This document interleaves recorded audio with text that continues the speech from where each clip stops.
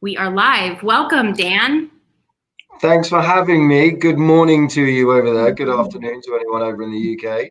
Yes, good afternoon to you. I'm so grateful that you are with me today on Michelle's Conversations That Matter. I'm super excited that I was introduced to you by our mutual friend, AJ. He was so great to connect us, given our passion for mental health. So I'm really excited to talk to you about what you're up to and the great work that you and your partner, SJ, are doing. But before we get into sort of learning more about all call signs, can you just introduce yourself to the audience so they know who you are and maybe share a little bit about SJ? Yeah, of course. So, again, thanks for having me and thanks for watching, guys. So, I'm Dan Arnold, 30 something, ex army. So, I spent 10 years in the military from pretty much leaving school, went straight into the military. It was all I ever really wanted to do was run around and go pew pew. That was my only real desire in life was to do that. I spent 10 years in there. Sadly, was diagnosed with kind of poor mental health and fractured my back as well. I broke my back back in 2010, and it pretty much ended my career. And a whole crazy bunch of stuff happened in between kind of like corporate careers and things, but has led me to be here and speaking to you. So yeah, SJ as well. We worked together. We were both in the army together. So we were in this 2nd Battalion Princess of Wales Royal Regiment, which is an infantry regiment. And yeah, that's where we first met and became on each other's radars. Naturally, he got out before me. We separated and we connected again. And it was events and conversations that happened that led us to be where we are today. So yeah, I think he's known me for since about 2005, 2006 now, so a really long time. So got a feel for him for that. But you both, in serving together, experienced something pretty tragic that has led you to create All Call Signs. Can you tell us about that? Yeah, so I guess aside from my trauma stems solely from Afghanistan, and that's where like my PTSD diagnosis came from. I was fortunate enough to serve in Northern Ireland, Iraq, and Afghanistan, but for me, Afghanistan was the standout sticking point. That's where all my problems and issues came from. Back in 2018, there was a good friend of ours, Danny, went missing. It came across on social media that there was a post out that look, he's gone walkies. He's gone off. Really out of character and kind of really unexpected. A large group of us, friends, families, ex-colleagues, got together along with Danny's family and were searching to find him for 3 days in some various different like wooded areas, like parks, bit probably like national parks you have over there, but on a much smaller scale.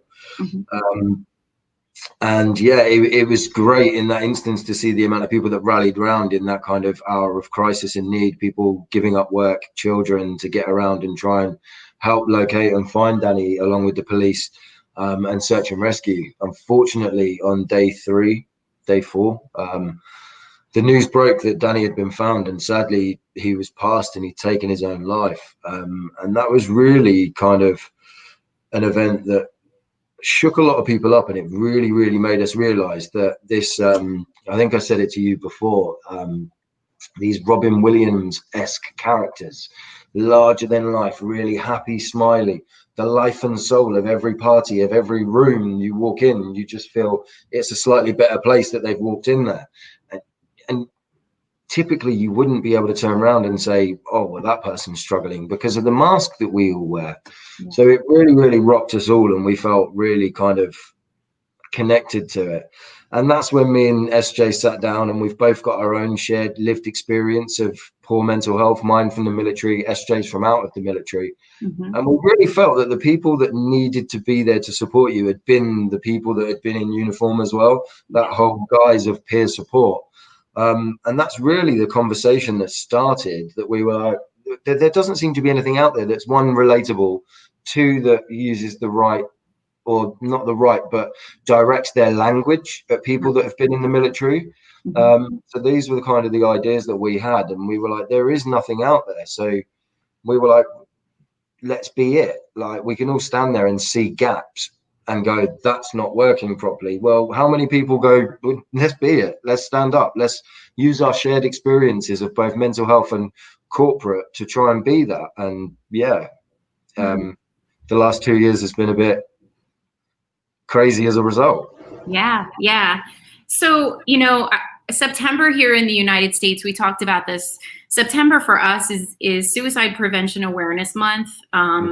And I think it's a great opportunity to be talking about our veterans, our men and women who serve. I mean, because the statistics are really scary when you look specifically at veterans. In the U.S., it's approximately 17 U.S. veterans die by suicide every day. It's a rate that's about 1.5 times that of non-veterans.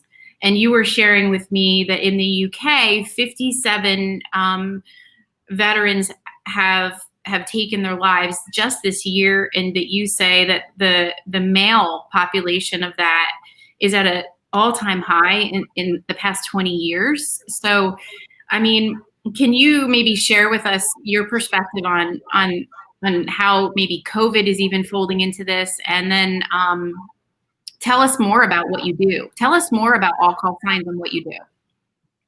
Yeah, okay. So, I guess after kind of the conversations that we had, we decided that we'd start and launch a peer support network to support men and women in uniform and that have been in uniform, because it's quite an alien environment. I'm sure it reflects into the States as well, that there's a really difficult period of transition for people that have been in the military, especially if they've had longer careers. Or, well, the statistics support shorter careers are harder to transition out of. I'd argue that actually the longer the career, the harder it is to transition back into kind of civilian life as a veteran. So that's where we started, really. We started with a peer support network. We use technology. That's our crux. That's our aim. We can reach all of our core audience. There are things out there for the older generation, like drop-ins, coffee shops, nursing homes specifically set up for veterans. But we really found that the kind of cohort from Iraq and Afghanistan that might be like mid-30s, late 40s now, were really unrepresented in that, and they didn't have a voice. We talk about it all the time. I was on another podcast the other day, and these people have just been told we're going to have a veteran come on that's set up an organization called All Call Signs. And one of the women on the call was like, he cannot be a veteran. He looks like a child. And I was like, laughed to myself, like, but it's true. And I've been out 7 years now, and I served 10 years. Good genes or what, I don't know. But it's true, though. When you think of veterans, especially in the UK, you think of kind of in the war, the Falklands, the older, bolder, beards, medals on a Sunday. Yeah. And we really felt like we weren't represented. Yeah. So that's when we started. And we really wanted to give those individuals a voice. And we knew that that core demographic was really, really social. So social media, WhatsApp, text messaging. Everyone has all of those kind of devices on their phone already. So you're only like 30 seconds away from picking up your phone and you can access the support. And that was really important to us, that it needed to be universal and kind of to be accessed by everyone. So we started with the main aim of trying to get 100 volunteers on a peer support network. So when a vulnerable veteran comes forward and says, you know what, I'm not okay at the minute, they could press a button and be paired with one of our volunteer listeners. No one there's a professional, but just to have a down-to-earth kind of chat about, you know what, mate, I've been out 6 months, I'm really, really struggling. Right up to I've started to have kind of night terrors and bad dreams, and it's really affecting me, and I don't know what to do. My wife's becoming frustrated, my partner's becoming frustrated, like, help me. And our audience, using their lived experience, a lot of people on there have been through that themselves, or they're further down their journeys. Sure. So it's really good to kind of rely on that information.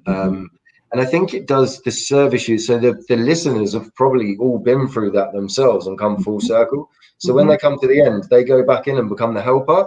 And I think that's really good for your recovery journey, to know that you've been there, you've moved yourself along, you're in a better place, and now you can pick up someone else and buddy them and help them and bring them along in their recovery.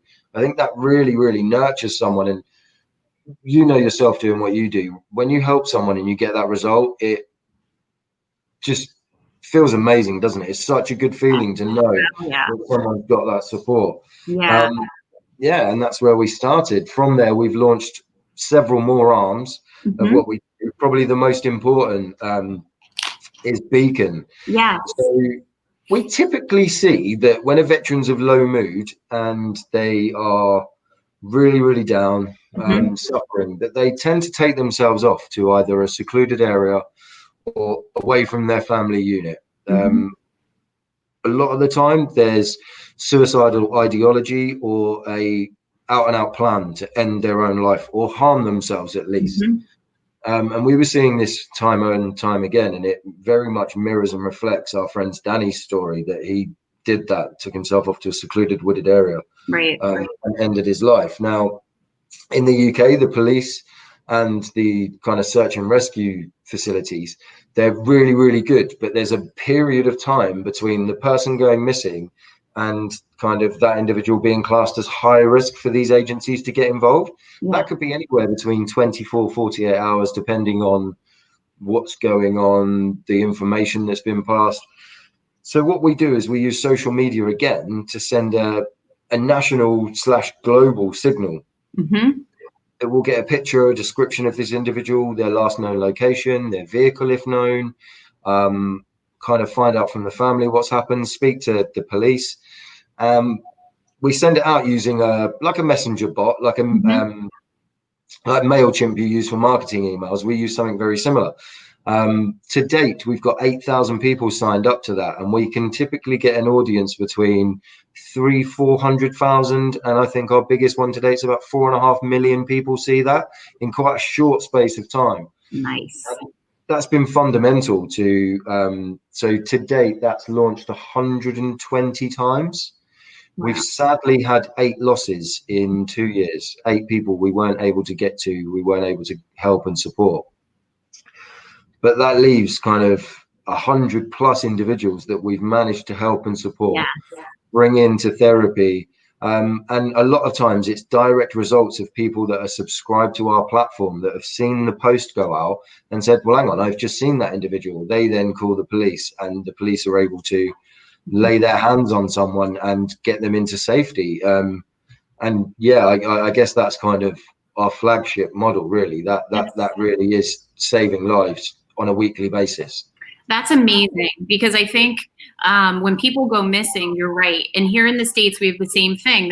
Tends to be a delay. And I think it's just because they have to do their due diligence before they deploy services. But I love what you've created and the lives that you've been able to save, because it seems that the time is of the essence when you have someone who is just suffering and just goes off. I think it's amazing. And I would love to see a program like yours, your program, come to the US and help those veterans. I mean, what scares me now is the impact that COVID is having on everyone. It's like compounding existing mental health challenges. Yeah. So I worry about the veteran population, you know? So hats off to you for the great work that you're doing, what you've created, and the lives that you've saved. Like, amazing work, really. Thank you. Yeah, it's been a journey. Not every day is a good day, naturally, but when you get to, so this weekend, in between us chatting last week, Friday, there was a post went out on social media, and it was from the family of someone who'd been one of our Beacon alerts, who'd gone missing, who was very low mood. And it was a birthday post to the gentleman that had been subject to a Beacon, and it was his 50th birthday, and his family were wishing him happy birthday. They had presents and cake. And at the bottom, they tagged the organization. They tagged all call signs and said, thank you so, so much, like heartfelt thank you. We didn't think we'd have Dad here for his 50th birthday. And I'm not going to lie, when things like that happen, I was like, it's dusty in here. Like, that to me is better than any testimonial or anything. Like a family that just said, like, thank you to the work and the audience of all call signs for ensuring that Dad was here to celebrate his 50th birthday. Blows me away. And even saying it makes the hair stand up on my arms and stuff. It shivers down. Yes, it's real. It's real. Mm. Talk to us about some of the obstacles that you have with All Call Signs. Like, what are some of the, I mean, I guess as an organization that's volunteer based, I don't know. I don't want to try to assume. So share with us maybe what are some of the obstacles that that you struggle with aside from the loss of life occasionally that you deal with? So yeah, a few. I mean, early days probably acceptance, like when you're reaching out to like police and the courts and people like that, and saying, "Hi, I'm Dan. I'm from All Call Signs. We're a veteran-run peer support network that looks into kind of mental health provision and things." Initially, people are going to be like, "Never heard of you." Um, Yeah. Luckily, social media picked up quickly, and our name built up and got out there very, very quickly. Mm-hmm. Um, which helped us. I guess, like anyone else, it's funding. Mm-hmm. Much Yeah. as we have volunteers that man our support network, we have paid caseworkers in roles, and it's the funding and the financing of them Yeah. isn't impossible. But yeah, naturally, it's a constant worry, like any organization, that you've only got to look at something like COVID. Yeah. Taking over the globe recently, and you realize that when you go back into recession, people's disposable income kind of, they stop being so frugal with their disposable income. People might not, a lot of people were on furlough, and I don't know how schemes worked in the Yeah. US, but most people were furloughed on 80% of their wages at home. So that kind of 20% is your, it's your fund, isn't it? It's where you go out for drinks with the boys, the girls, or you could donate and do things like that. So we've noticed that disappear, along with events. Really, this summer was supposed to be packed full of events, from concerts, summer fetes, fundraisers. It all just stops. Yeah. Um, Yeah. so it's been kind of difficult. I guess wider issues that we see is trying to convey the message to empower. I'm going to be bold and say men, because it mostly is. Like, we deal with men and women naturally, but it's trying to empower men to find that voice to stand up and speak and feel that they have got the right and voice to talk about their mental health. Women are really, really good at talking all the Mm-hmm. time, and Yeah. that, I don't mean that as a chauvinistic kind of comment, but No, it's you real. get, Mm-hmm. yeah, 100%. You get a group of women together and they're like, "Oh my goodness, like he's been doing this. That's really annoying me. Works really bad." Guys, Yeah. it's the opposite of that. "You all right? Yeah. Beer? Yeah." And it's really trying to kind of relearn our place in society, that we can still be a strong, masculine pillar for your family, for business, whatever it is, but you can still talk and you can still open up and share your problems and things. I talk quite openly about, especially over here, when I was a child, we were taught about kind of physical health when I Mm-hmm. was younger. When you get to be a teenager, you're taught about kind of sexual health in the school system. Yeah. Not once was it ever addressed to me about how to talk about and manage your mental health. Mm-hmm. So there's a real thing that we, like, as a nation, we could take it back to the educational roots and start instilling that. I believe it's better. My children are too tiny to be in that type of school Mm-hmm. to know, but I hear it's better. But grew up as a generation of kids that when you were crying, you get a smack round the back of the head and say, "If you don't stop crying, I'll give you something to cry about." Yeah. Children can be quite cruel and like, "Oh, look at you, you're this, like, stop." It's the same as what we see on the internet with the trolling now. Yeah. And then we wonder why that this, between the age of 26 and 48, we're more likely to take our own lives as men. Well, we've been kind of conditioned by society for our lives. And I think it's important we need to relearn our role, and the fact that you can open up and actively talk about mental health, your emotions, your feeling, unpack that and deal with it, is doesn't make you any less masculine. If anything, that's Right. your superpower. That's where Yeah. you come up here, and that's when you really start to grow and embrace it, and Yeah. it just makes you better in every aspect. Yeah, I try to remind men in, past conversations that I've had for this series and another, it's actually more appealing when a man is in touch with how he's feeling and he's willing to be vulnerable and willing to talk about how he's doing. But you're right, it's ingrained in you as a young boy or a young child, to just be tough and persevere. So how do we go about doing that? I mean, especially now, I think that COVID has caused a lot of, you know, unsettling. Financial challenges, employment challenges, and men are even more challenged than ever. I mean, women too, but like, I mean, is it about just talking more about it? Is it about, what do you think it is that we could be doing? Do you know what I think is the first step in any kind of mental health journey? And I'd like to think you'd agree with this, is self-awareness. And Yeah. it's learning about you and kind of what you need at that point. And kind of, we talk about kind of like the stress cup all the time, like a vessel that everyone carries, your ability to carry it.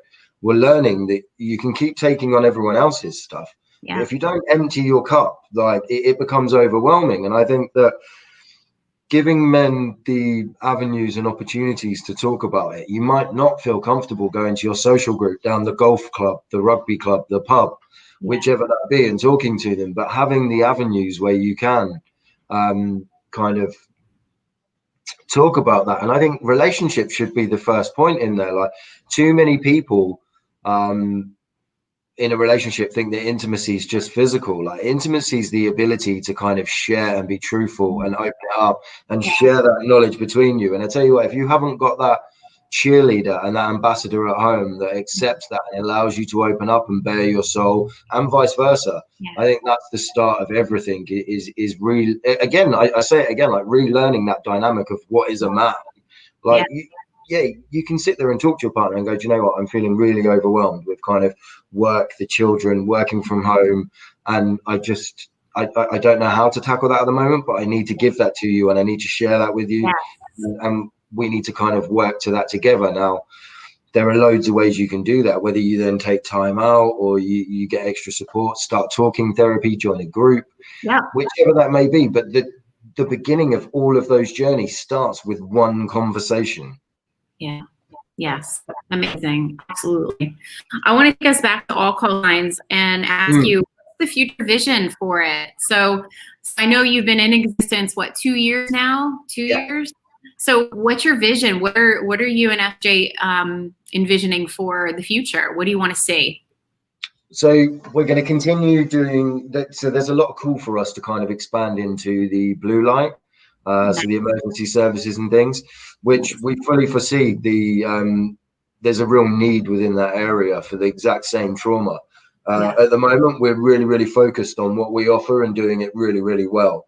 Keep building our kind of platform, keep building the support we can offer, diversify into more locations across the UK. So I think we've got a fair amount of the UK covered now within staff, but we'd really like mental health drop-ins like I'm in here, up and down the country on most high streets. So anyone who's feeling particularly down, I mean, I still suffer with my PTSD and depression, and I know how hard it can be to pick up a phone or reach out to someone when I'm feeling like that. So having a physical center, if I was out down the high street shopping and I become triggered, but an app where I go, it's there, and you just walk in and go, do you know what, feel like I'm on the midst of crisis, someone support me and help me.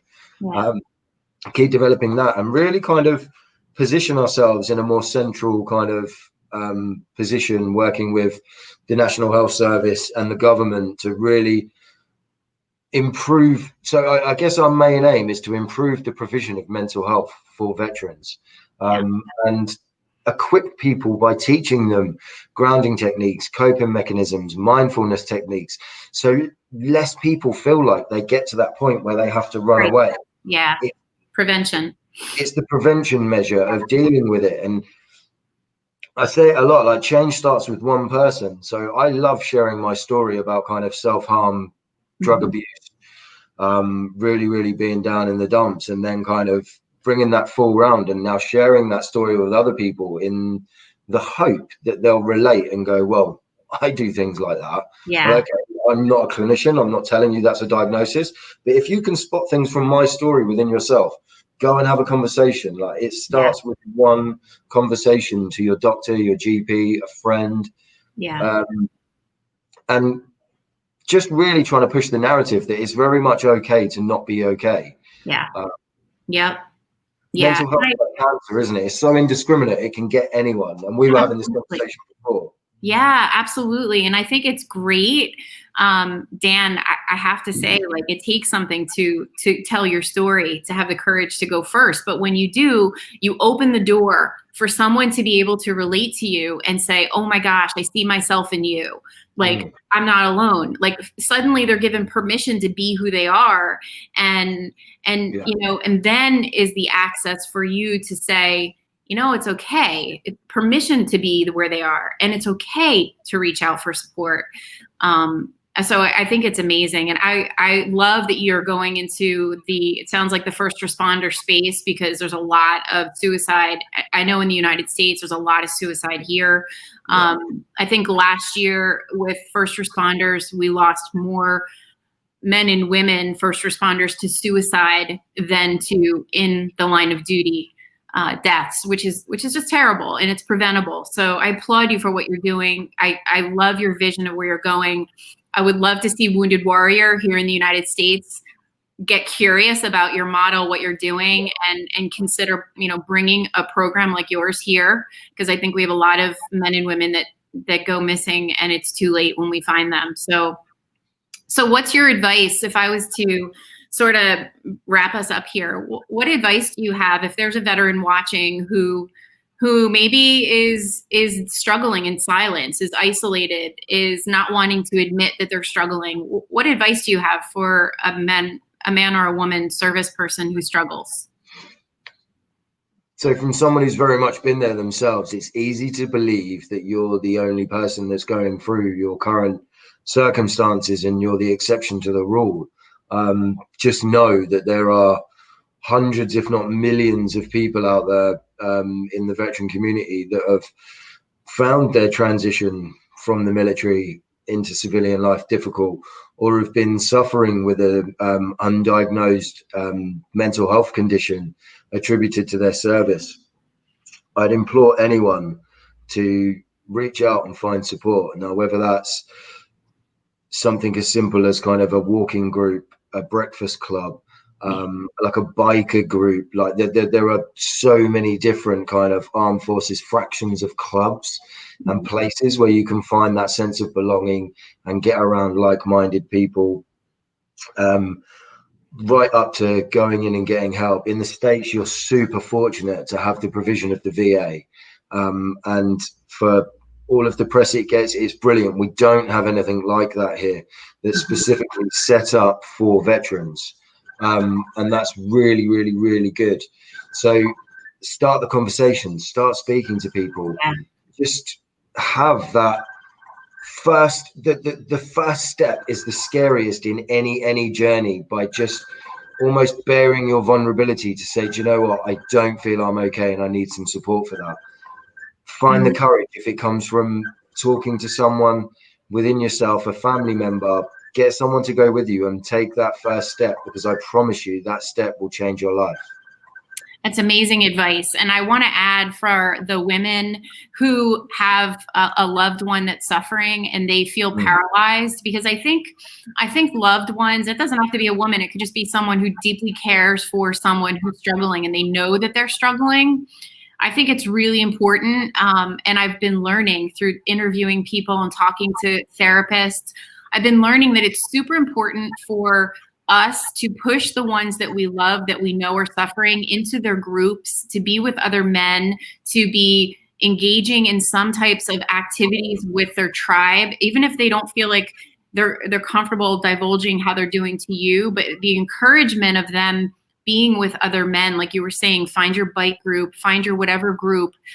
But connection is my point. Connection, encouraging connection, and not making it like under the microscope. Are you struggling? Like, just, like, be there, be that access and that space, and encourage them. I think we feel paralyzed sometimes when we love someone and we don't know how to get them help, right?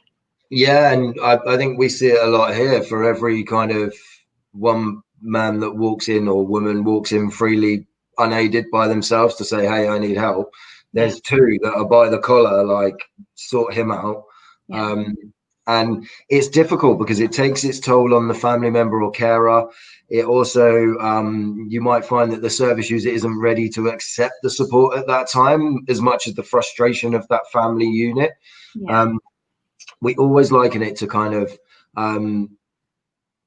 that slowly catchy monkey crumb dropping exercise, just sending the little links over, doing it really slowly and dictated at their pace, because there's nothing worse than forcing a loved one or family member into the support system to get help when the individual's not there, because they're not going to engage. They're going to be their own barriers to entry. And it's difficult. I'd also say to anyone who's caring for or has a loved one that they're worried about, always remember, put your own oxygen mask on first. Yes. You can't support them without supporting you and looking after your own. And it's too easy to get lost and just tunnel vision on the person that you love, but you really must keep up with your own kind of self-help while doing so, because the same as what I do here, what you do there, if we fall over, people stop getting their help and support. So always look after yourself first. Yes, I love it. Great. Well, on that note, any final words that you'd like to share before we wrap up? Dan, thank you so much for being here. No, thank you for having me. I guess I always call this my Jerry Springer final thought moment when I do these, which is probably more pertinent today than normal. Look, in society that we're going through at the moment, just be kind to people first and foremost. You don't know what masks people are wearing. You don't know what anyone is going through in their life. When the story broke this week about that actor from Black Panther, how he'd been suffering for 4 years in silence with colon cancer, and he was actively trolled online. Guys, you don't know what anyone's going through. Kindness costs nothing. Always reach down, help people up, and just remember that we're all just trying to do our best here every day. So spread love, spread kindness, and just be good to yourself.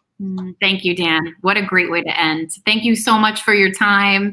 And thank you for having me. Thank you so much for all that you're doing in the world. And I look forward to staying in touch with you. Our mental health passions clearly align, and keep going. Keep going. Thank you so much for having me. Thank you. You're welcome. Bye-bye.